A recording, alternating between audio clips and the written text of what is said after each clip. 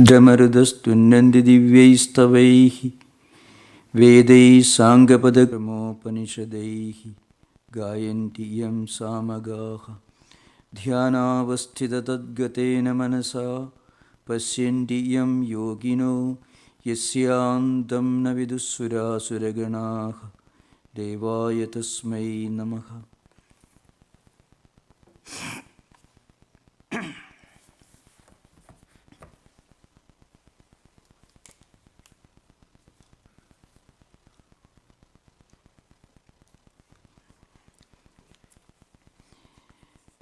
We are continuing our discussion on these three mantras, three slokas of the third chapter, that is 6th, 7th and 8th. These are three verses we have been discussing. The 5th verse is very important. The 5th verse says, Nakikasi kṣaṇamapi Jadu tishtati akarma krida karidehi avashak karma sarva pragudijayihi gunaihi. That is the 5th verse. Psychologically, it's very important. The verse tells us that it is impossible for us, even if we try, to keep quiet mentally and physically at the same time. Even if we physically remain inactive, we withdraw our senses of action and senses of perception from their respective activities, still we won't be able to withdraw mind, because mind is not within our control. Mind automatically is designed to look outward. It cannot keep quiet. The Vedantic definition of the structure of the mind itself is very relevant. That is sankalpa vikalpatmika antakarnavrutti mind. Mind is stream consciousness, very close to what William James defined mind. It's a continuous flow of a stream of consciousness, not identical but mutually in conflict with one another. One thought comes and a different kind of thought comes. So when we see an object in front of us, we may think, well, it is something that I have seen earlier. And then immediately another thought will come. So mind is nothing but a phenomenon of thoughts flowing continuously, one after another. That's what mind is, the functional definition of mind. And it doesn't keep quiet, it cannot keep quiet. Even if we try to program our mind, we find it is impossible. We can program our physical actions. We can give a list of what we are going to do with our hands, with our feet. We can do that. But we cannot prepare a list of what thoughts we are going to think with our mind. And mind has a tendency to go after something that we want to withdraw it from. So, it is difficult to keep the mind steady. That's why nakikasi kṣaṇamapi jadu tishtati akarma krita. Mentally we cannot keep quiet. So, every effort, every training to restrain mind is actually an effort to direct the mind towards a positive, creative channel. In fact, the first step in restraining the mind is to divert the mind into a creative channel. So once the mind gets diverted to something constructive, something creative, something that brings us a sense of serenity and peace within, then mind slowly begins to become more and more steady. And once it is reached, then we will be able to watch our own mind. So I mentioned earlier, we will be able to get a red signal when we are going to be angry, when we are going to be anxious, when we are going to worry too much. Our mind itself sends a signal and we'll be able to observe our own mind becoming angry, unhappy, anxious. And once we can observe our mind, then mind cannot become angry. When mind is objectified, then it slowly becomes calm and quiet. Now, how to do that? To divert our mind into something creative and constructive. So, after making this strong statement, that is, kṣaṇamapi jādhu-tisṭhati akarma-krita, for a split second even, we cannot keep our mind steady and inactive. The fifth verse.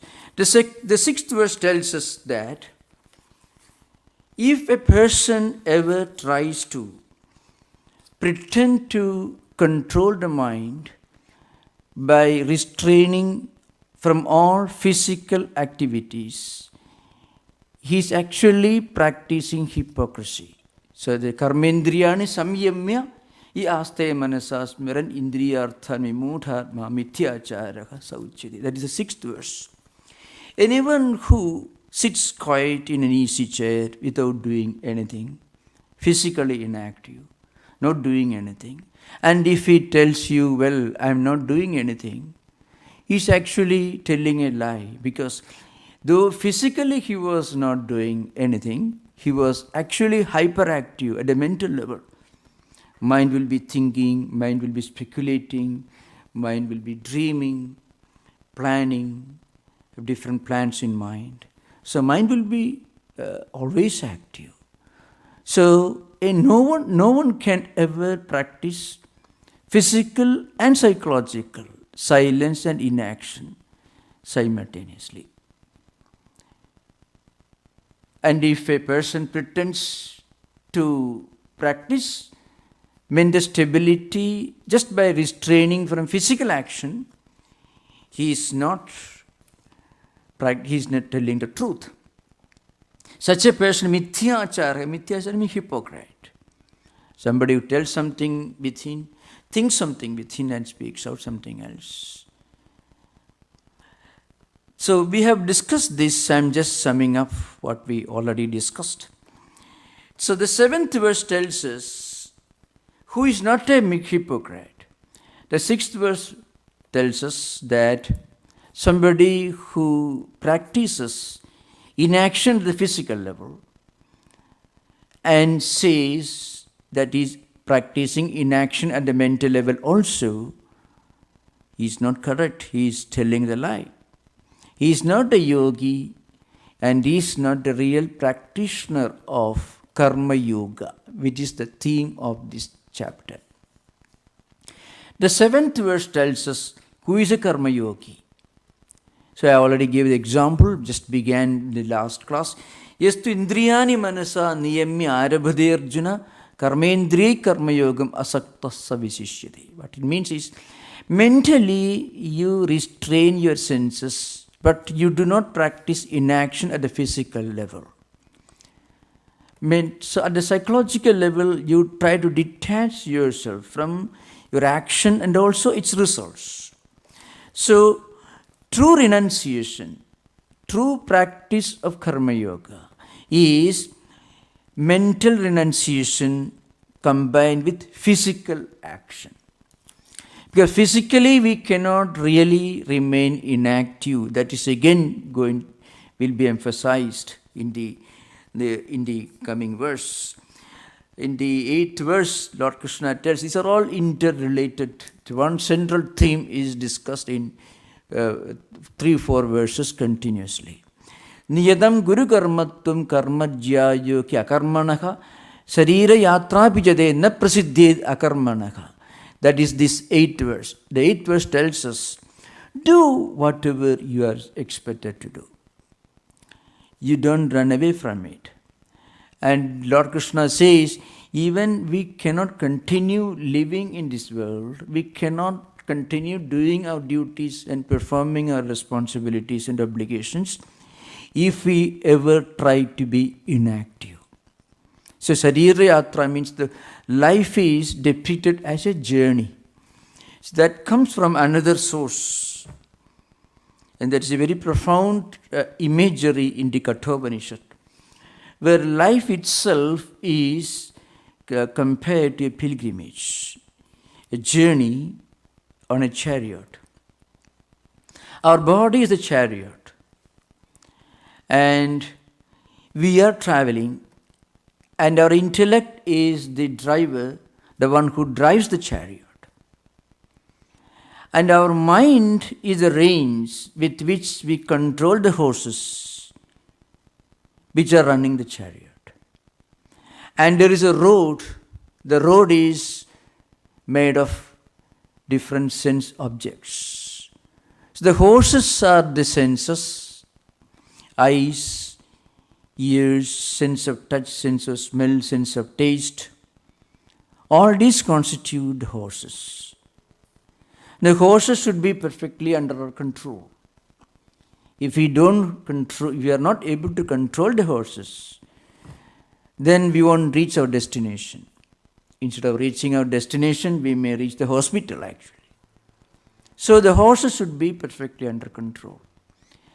And the horses are controlled by the rider, by the driver of the horse, the chariot, who uses his mind, the reins, with which he controls the horses.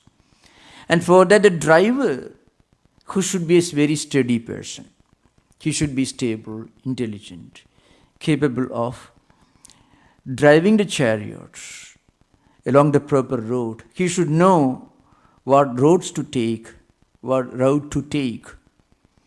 For that, the road also should be well paved. Otherwise, there is a lot of jerking in our life also. So the senses are driving the mind to all these sense objects. Mind should not allow itself to be driven by the senses.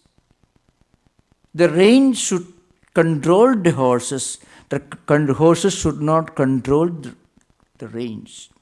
And the reins should be perfectly steady in the hands of the rider, the driver, who is driving the chariot. So that driver should be very intelligent. As our intelligence, intellect, our ability to discern things, what is right, what is not right. That ability to understand what's the right thing to do and what is the wrong thing to avoid. That's strong power of discerning wisdom. That's the special property of the intellect, buddhi. So the intellect should control the mind should control the senses, and the senses should take us in the right direction.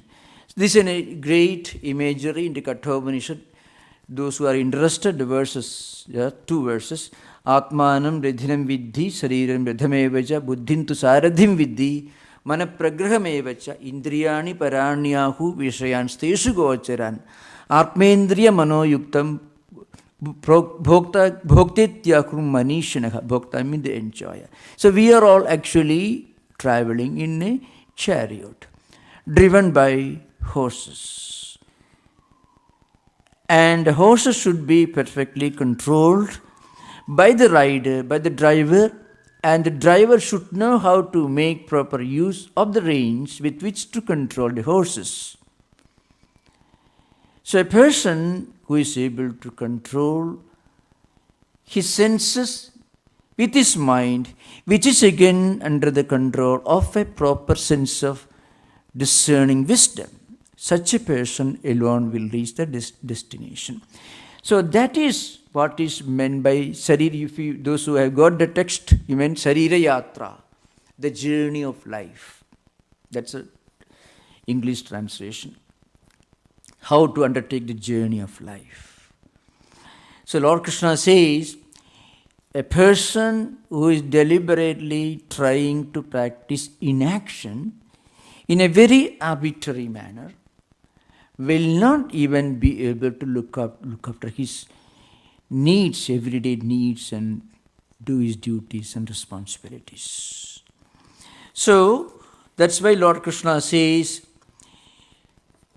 The real renunciation is not physical giving up, but mental giving up. Mentally, when we give up, what we mean is we give up the desire. We give up the strong sense of obsession, a strong sense of unpleasant, enslaving attachment to the action and its results. Doing everything but do as a master of the action and not as a slave of the action. So that is true renunciation. And the false renunciation, which a hypocrite may claim to practice, is physically giving up all physical activities, and then mind is always full of desire. Desires are all retained, but physically a person may remain inactive. Now here, this desire is mentioned here. So the Vedantic texts explain something very interesting about the nature of desire. We cannot really give up desire at the beginning. It is impossible. Anyone who wants to give up desire should first evolve a very high ideal. So you should give a promotion to your desire. Instead of developing a desire for lower things, have a desire for something sublime, something wonderful, something worthy of working for. If we can, a student, for example, can aim at getting a very high grade so that he can get a good job and he can become an ideal citizen of the country, an ideal member of the family, an ideal member of society. So one should develop a high desire, sublime desire. Just as we give a promotion to our ego, we cannot eradicate ego at the beginning of our spiritual life. It is impossible. So there is something very interesting it comes in the very ancient classic. It's called Buddha Charitam. It's a life of Buddha.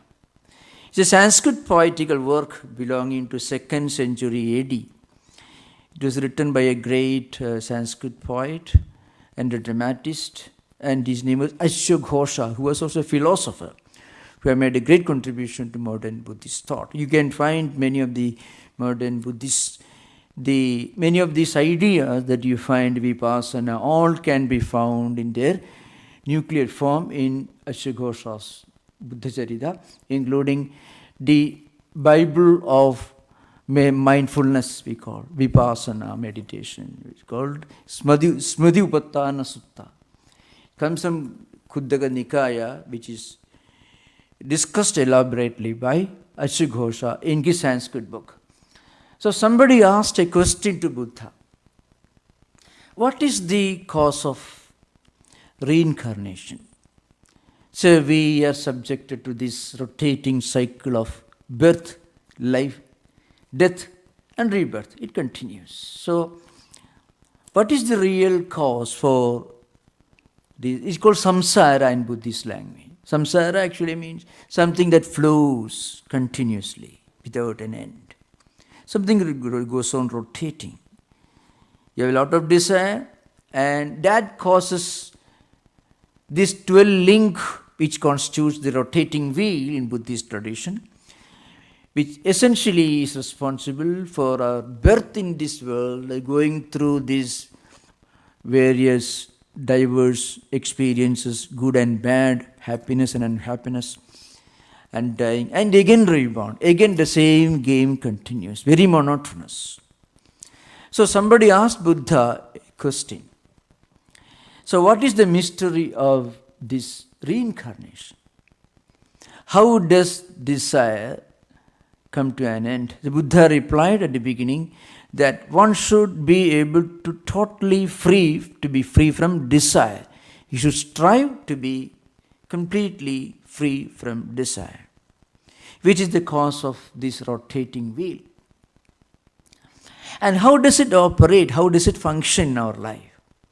So there's a verse, it says, Deepo yatha nirvridir mabhyupedu naivavanim gacchati sa na antariksham dishona kaschit pradishona kaschit snegakshayada kevalameva shanti. So I shall try to explain. So you think of a lamp. This is an ancient verse. Think of a lamp. It's burning. There is a flame. You can see. And it is an oil lamp. Now, the lamp really never ceases to function as a lamp unless every drop of the oil is extinguished. And when the oil lamp gets completely empty of oil, then where does the flame go? Where does the fire go? It doesn't go anywhere. It doesn't go to the east, west, north or south, as Buddha says. He says, it just ceases to function, it just ceases to exist. Like that, one should be completely free from desire. But that's a very big task. It's not so very easy. You cannot just wish away our desire. We have plans in our mind. We have desires to be accomplished. We have a lot of things to be done. There is no doubt about it. Can we just start our life one day morning? I have no more desire. We'll be all hypocrites if we ever claim that we have no desire. So the desire is associated with ego. That's what Buddha will tell you later. Desire doesn't function by itself. Desire is always linked to ego. And ego, the way ego functions, influences our spiritual life. There is a lower ego. Ego that is a villain, that's a problem, that is a curse. And there is a higher ego. I will do wonderful things. I shall accomplish wonderful things. I think I gave the example of the Swami who built this temple in about 100, in 1905, the beginning of 20th century. Swami Tattwamayananda, this Swami built this temple. So I gave this example. This Swami was traveling the Himalayas, and if you can see his picture, with a beard, wearing some rags, traveling all of the Himalayas, including Tibet, he walked. It was almost like, people who have no job, no money, living on food stamps. That was his condition. But he was actually a well-established man, coming from a very affluent family. He had given everything. He had become a disciple of Sri Ramakrishna. And then he became a monk, and then he was wandering all over the Himalayas like a beggar. He went to Tibet also. Now Vivekananda asked him to come to San Francisco to take up this work. That he came here at the beginning of January 1903. Vivekananda passed away in 1902 July. Before that, Vivekananda had already given all instruction to the Swami to come here. So this Swami, when he reached here, he was acting with the zeal and enthusiasm and efficiency of a well-trained CEO of a big company. He built this temple, he reorganized Vedanta Society. In fact, he is the creator of Vedanta Society as it stands today. He built a convent, he started a press, he started a magazine. He was the first great spiritual person from India who started working in San Francisco. Of course, before that, Vivekananda had already arrived here. But Swami Tattwamayananda was the one who actually established this spiritual organization here. Now, what enabled him? So, his letters that he wrote to his senior brother disciples of Sri Ramakrishna says, when he came here, he had only one ambition, one desire, to do a great work. And the work was to spread these universal ideas of interfaith, harmony of religions, all these great ideas. These were long before Gandhi ever entered the scene, mind you. Gandhi was at Gandhi came back to India from South Africa in only 1920. It was long before that. This Swami spread the message of non-violence, peace, universal religion, interfaith harmony, and so on. Right? when the Second World War was going on, he had already started his work. He passed away in 1950. So, this is the history. So, how could he do that? He gave a promotion to his ego. He was wandering all over the Himalayas, bearing ranks with a beard, begging his food from street corner to street corner. In ancient times, like just in medieval Europe, Franciscan friars used to say alms for Saint Francis. In India, they used to say, Bhavati Bhiksham Dehi, please give me alms. So this was what he was doing. But when he came here, he had completely undergone a transformation. He worked with the zeal and enthusiasm and efficiency, the push and drive of a great company CEO. He didn't have anything to achieve. He didn't have any kind of desire. But he had a big desire, a desire that linked him to a higher spiritual ideal.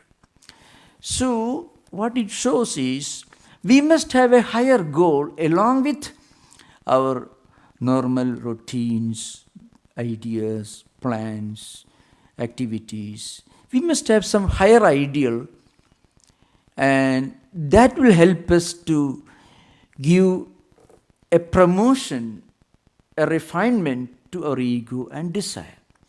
And that's the first step to go beyond desire.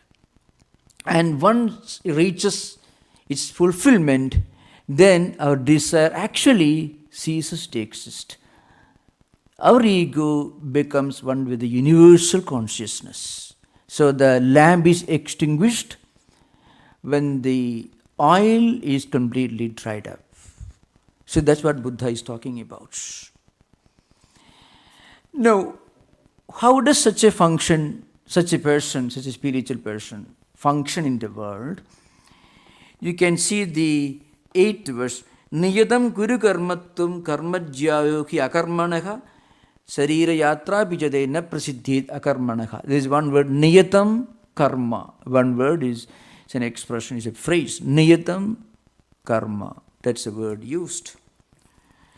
So, niyata karma means an action or a duty or a work, an obligation that have come to us without our seeking, going after that. Say a doctor, by training, by his professional competence, he is a doctor, an engineer, or any person, mechanic, or anyone who works in any field, whatever may be.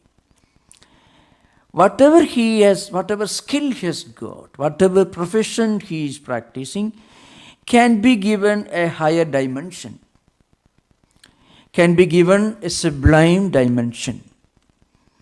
That's what Lord Krishna is talking about. So you do your work as a niyatam karma. So bhava niyatam karma.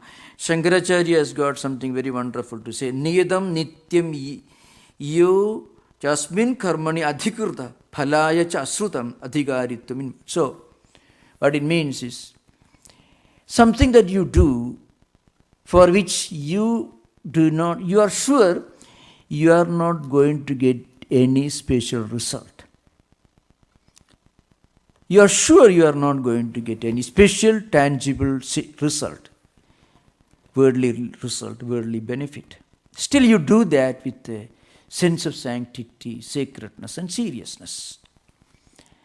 So whatever may be our work, duty or obligation can be done as niyatam karma. When it is done with a sense of sanctity and sacredness, that action, the duty becomes something else. It is not a duty that worries us. It's not a duty or a work or a responsibility or an obligation that sits very heavily on our shoulders, creating a lot of anxiety, worry and concern. That particular kind of karma is called in Sanskrit language by the word yajna. So, one word in Sanskrit, very often, it's very difficult to translate with any justice. Many of these great Sanskrit statements into English. You may have to write, you have to speak for a long time to do justice to what the word yajna really means. So what is yajna? Yajna is the art of doing our everyday duties and responsibilities with a sense of sanctity and sacredness that helps us in our spiritual life while fulfilling our obligations and duties. When we do that, it becomes a yajna. So this yajna has got three components according to Vedic tradition. It's called Satyam, Dharma and Ritam. Three words are used by Vedic scholars to explain the psychological nature of duties and responsibilities performed as yajna. On the one hand, what we do is truly our duty and responsibility. Secondly, that work, the way we do it, it sustains the principle of righteousness, ethical and spiritual foundation. It doesn't violate the fundamental principles of dharma and satya. And the third factor, that is a special word used in Rigveda Samhita, it's called Ritam. Ritam means a unifying principle behind everything. Something that gives you a sense of inner harmony. We can very easily find this happening in our own life. When we do a work in a way that we like, at the end of the day, we feel a strange kind of inner harmony, peace and contentment. Maybe others may not have noticed the good work we have done. Nobody may appreciate it. But our mind gives us a feeling of inner contentment. Because the way we work, it sustains the principle of universal consciousness. That's when the word dharma means something that sustains, or something that preserves. The word dharma comes from the Sanskrit root dhr, which means something that supports, sustains, preserves, helps to continue, is kind of stability. That is the real meaning of the word dharma. Rita means something that harmonizes everything. So when we speak a word, when we do a deed, or when we live our life in a way that supports the peaceful, stable existence of world, that doesn't violate the principle of interrelatedness or inner harmony of universal life, it is called yajna. You can, in the Gita itself, in the coming verses, you can see Lord Krishna refers indirectly to some examples. Let's say, for example, suppose we cut down all trees, let us say. That could bring about a change in the climate. That could alter the way we live. That could create famine, because rainfall may go down and we won't get enough food. So it affects our life. Or anything, when we pollute river, water, air, anything. Actually, it is an act of adharma and asatya, and it is called anurda, means something that violates, something that disturbs, something that brings about a kind of inner disharmony. So, Lord Krishna says in the coming verse, any person, anybody who does something in a way which disturbs the inner harmony, interrelatedness of life in this world, he is binding himself to this world. I mean, he is bound to continue rotating through this cycle of the wheel of karma. Wheel of karma means we do certain deeds, as a result we are born again to enjoy or suffer according to our actions. So every action produces a result which may not be visible on the surface. Every action does produce a result that is visible, but every action produces a result that is invisible. We do something good, we help a person, an action of compassion and kindness, let us say. That person gets the benefit, but the result doesn't end there. Something is left out, something is a residual effect, which continues, and that is our property, that is our spiritual wealth. An act of compassion, or a word we speak that brings good, that let us say that brings peace or serenity or happiness to another person. An action that we do that helps others. On the one hand, that person may be helped. The physical level we can see. Let's say we donate a check for $1,000 to people suffering from earthquakes in far-off lands. Well, nobody may know about it. The physical result is you are less by $1,000, and maybe somebody else may be benefited by this help. That is at the visible level. But there is an invisible result. And that result follows us in this life, and Vedanta tells you in next life also.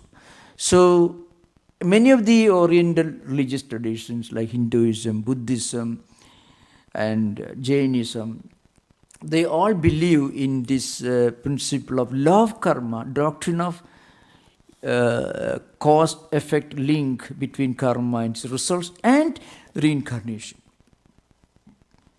So that that invisible result of some good deed we have done will be our spiritual capital. So this is sometimes in a very funny language. It is put by a Sanskrit poet.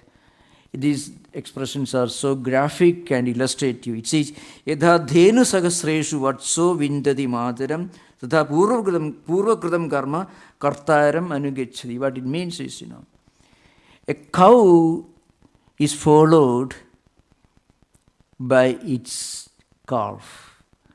Suppose there are thousands of cows in a field.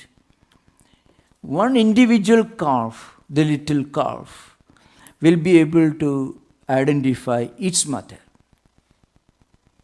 It doesn't require any help to identify its own mother.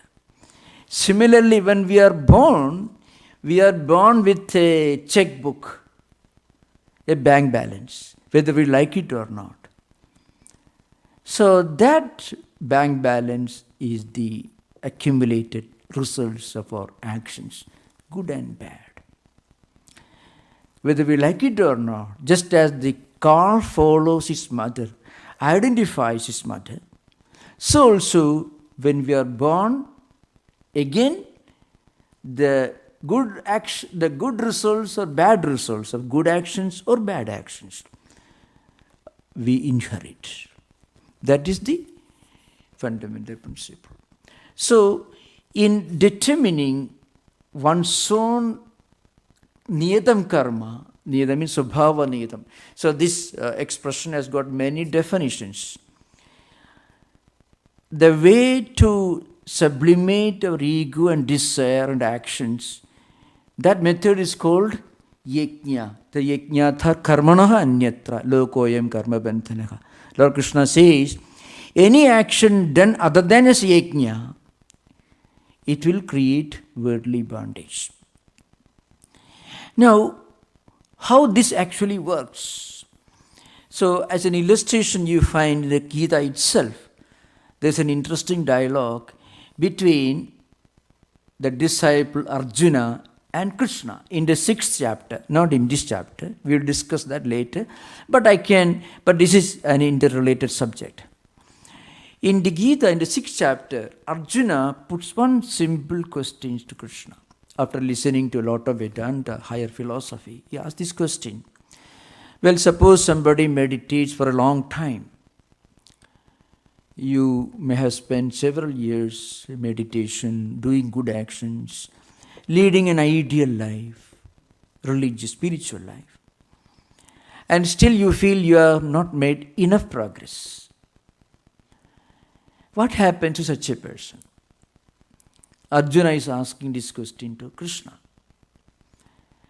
And in answer to this, the teacher tells him, anyone who does the least bit of good action, noble action as yajna, that person will not be deprived of. He will be benefited by the least bit of good action. Those who are interested, the verse is, Ayadi Siddhayo Pedo Yoga Chalitamanasaha Aprapa Yoga Samsiddhim Kam Gadim Krishna Gachadi. This is a question. Answer is Parthanaiveha Namutra Vinasastasya Vidyade Nahi Kalyanagat Kaschid Durgadim Tada Gachadi. I have already explained the meaning of these two, so there is no need to go further beyond it. So Lord Krishna's answer is, any person who has done a little bit of good action, it may be that you have meditated for 10 minutes every day, maybe for a few years, or you have done something good to help somebody out of unselfish love or compassion or good feeling, act of kindness, or perhaps you may have helped somebody in some ways. Well, any kind of these activities will produce an invisible after effect, and you will be born again with that spiritual wealth, which is your inheritance, spiritual inheritance.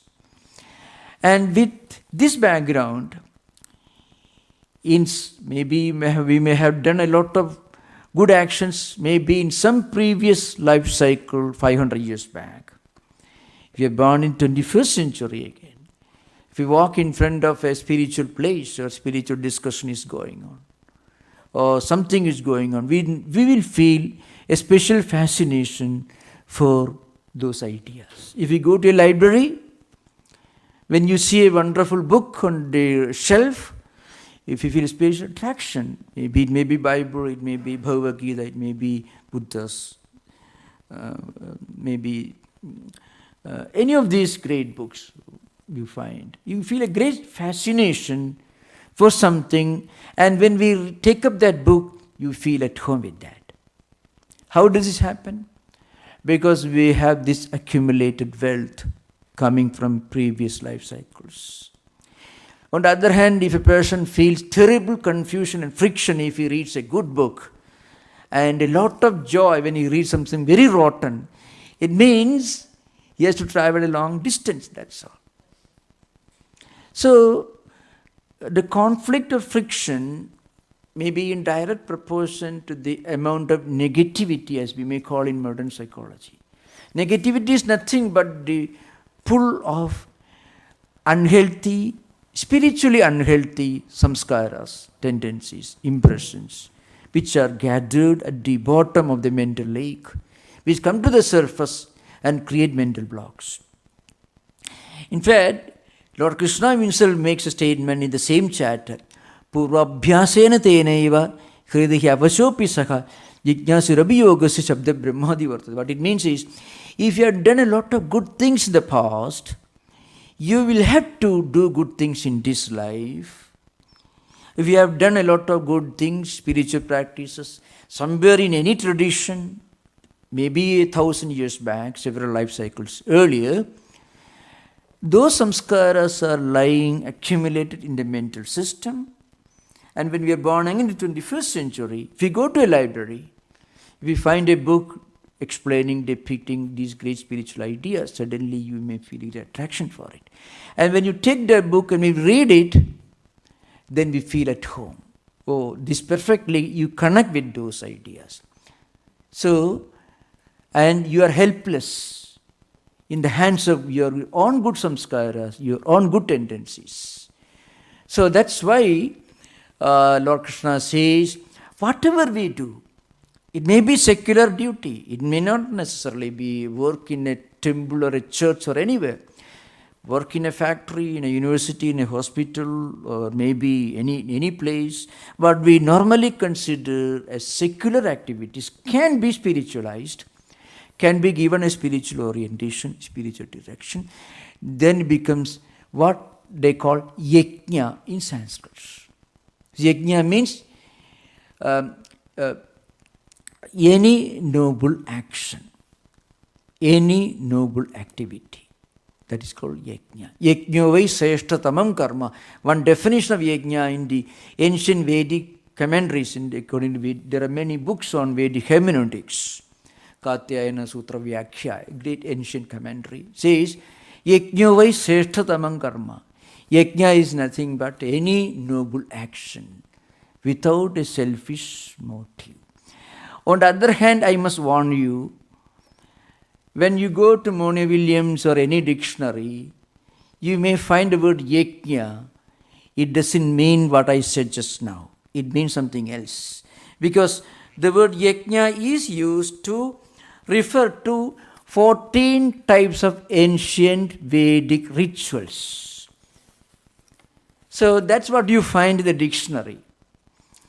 But in the Vedic hermeneutics, the science of interpreting scriptures, yajna is defined in two different ways. One as an offering to gods and goddesses. Another and much more philosophically more profound definition is any action, driving a car, working in a factory, teaching a university, or attending this lecture, all can be called yajna, because when you do it with a sense of sanctity and sacredness, it becomes yajna. So yajna has got two meanings. I want to remind you again. In the Gita, yajna is used by Lord Krishna in a very profound sense. Yajna, as it meant 3,000 years back, doesn't mean the same today. So, if those of you who may read some dictionaries, you may find yajna signifies 14 types of Vedic rituals called Sapta Havir Yajna, Sapta Soma Yajna. This is those who are interested. You can ask the question during interaction. Now we will have interaction. Okay, that is a different subject in Indian philosophy.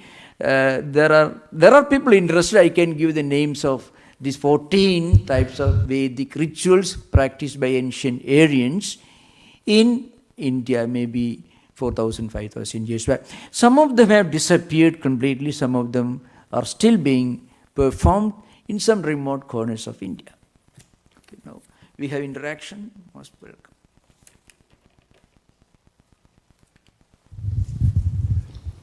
Swamiji, knowing this existence as it is, what is Brahma Loka and Shiva Loka like? The ancient scriptures tell you that those who have done meditation, spiritual practices, looking upon Shiva ideal as a supreme, reach a level of consciousness when you reach that level of consciousness. Everything is sublime. Shiva means super, everything is sublime. So that's a transcendental state where the worshippers of Shiva, the absolute reality, worshipped as Shiva, they will reach that state. Please. I'm sure it's just a matter of words, but in the analogy of the chariot, the charioteer, the driver is the mind, you're saying? The driver is the intellect. The intellect. Intellect. And the reins? Mind. Okay, the driver is the intellect and the reins are the mind. I Intellect need means some... the deciding faculty. Intellect signifies in this context the deciding faculty. And mind signifies the speculative faculty. And the horses are the senses. See, our mind will be taken to different objects by the eyes. The eyes drag the mind to some visual objects. When I see something with the eyes, I comprehend. When I hear a car making noise in the street, then my mind will be drawn to that car by the sense of hearing. Also, when we taste, the same thing happens like that. So mind is processing information, or the mind and the intellect, I don't quite understand. Yeah, I shall try to explain. In the Sanskrit language, the word used for intellect is buddhi. Yeah, it's, in modern psychology or modern language, that may not be clearly defined, the line of demarcation may not be very clear. But so in Sanskrit language, buddhi is the faculty of deciding, I want to do this. But when we try to do something, there is an invisible block from another part of our system that's come from mind. And that is the influence of accumulated tendencies, impressions like that. Yeah, reins is mind. So we should be able to guide and direct our emotions and attitudes and feelings, which constitute mind, mental system. So they should be guided by a higher faculty. The higher faculty should know how to direct emotions and feelings in the proper direction, and how to direct the senses to move in the proper direction. It's clear? Yes, I'll think about it more. Just the wording is... Yeah, it happens.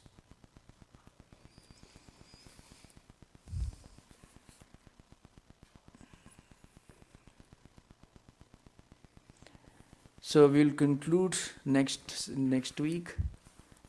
We will have the same. We'll continue this subject because a continuing subject. Om Shanti Shanti Shanti Hari Om Tat Sat Sri Rama Krishna Arpanamastu.